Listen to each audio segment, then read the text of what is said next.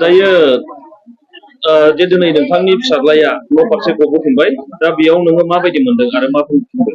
आङो माने गोजोननाय मोनदों। गोजोननानै आंनि गोसोखौ गोजोननाय मोननानै आं एसे आंनि फिसाज्लाया 15 बोसोर 16 बोसोर जालांबाय। दिनै रायजो राजा बेसेबां साबायखर होनानै आंनि फिसाखौ मान खालामनानै लाबोबाय। आं बेखौनो साबायखर थाबाय बेफोर आफाफोरखौ। होमबालाय आं मा बुंनानै बुंबावगोन आं जेबो रोङा। आं गोदोनिफ्रायनो सानसेबाबो माबोरै जागोन माबोरै मागोन सानबाय। होमबाबो दा इसोरनि अननायाव इसोरनि बोर होनायाव आंनि फिसा मोजाङै सफैबाय। आं बेखौनो बुंनानै थागोन आरो आं हानाय मोजाङै सफैबाय। आं बेखौनो आंनि गोसोआ गोजोनबाय, धन्यबाद मोनबाय। समाव जोङो बे बिष्णु नार्जारिनि न'खराव जोङो एक्स-एन-डि-बि जानानै गासै बिथांमोना बेयाव सफैनो हादों। लोगोसे बाटासपुर ओनसोलनि गासै रायजो राजाफ्राबो बेवहाय दङ। आरो गिबियाव दिनैनि बे बर'नि मिडिया चेनेलनि गासै दैदेनगिरिफोरखौ जों बरायना लाग्रोबाय आफादनि जानानै। आरो जोङो दिनैहाय खोब माने गोजोननाय मोनदों। मानोना बिटिआर एकर्ड जानायनिफ्राय लानानै दिनैसिम माने साफानि उनाव साफा कमप्लिटेड जानाय जाय एक्स-एन-डि-बिफोर दंमोन बिथांमोना दिनै साफानि उनाव साफा गगासिनो। बिनि थाखाय जोङो साबायखर होनांगोन जोंनि गासै बर' हारिनि रायजो राजाखौ। आरो बेजों लोगोसे सिगांनि आरो दानि जि सरकारफोर दङ बिथांमोनखौबो जों साबायखर होदों।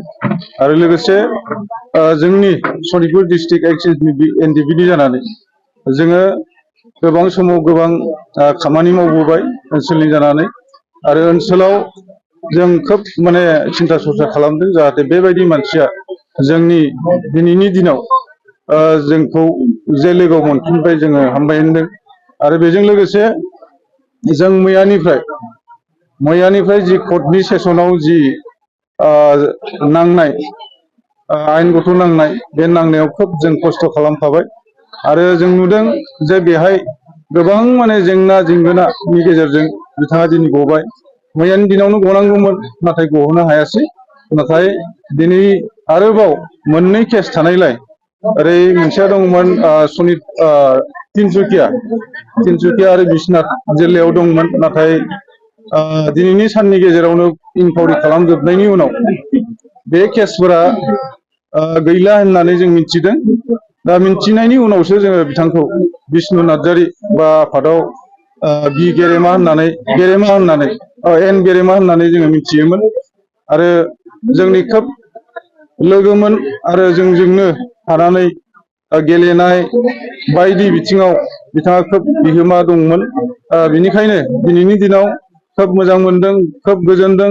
आरो बेबायदि बर'नि बिर जोहोलावखौ जोङो बरायनो मोननानै बर'नि जि नांनाय जुजिनाय थांनाय थैनायखौ लानानै हारिनि जि थांनाय थैनायखौ लानानै जि बिथाङा गोलाव सम नांबोबाय बिनि थाखाय जोङो बर' हारिनि जानानै जों खोब गोग्गादों।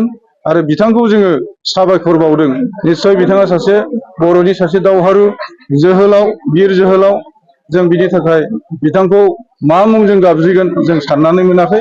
उननि समफोराव जोङो बिथांखौ मोजां प्लेटफर्म लानानै बिथांखौ जोङो मोनसे सम लानानै जों आरोबाव जों बरायगोन गोसो गोरबोजों।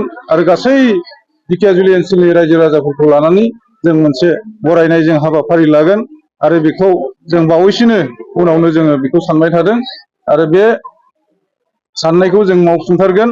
आरो गासै रायजो राजाफ्रा बे हाबाफारियाव जों दिनैनो खावलायखादों बे हाबाफारियाव लोब लोब बाहागो लानो थाखाय सनितपुरबासि बा धिकियाजुलि ओनसोलनि रायजो राजाखौ खावलायनानै आं दिनै बेखिनियावनो आंनि बुंनायखौ बेखिनियाव फोजोबबाय। गोजोन्थों, खुलुमबाय। गोजोननाय मोनदों।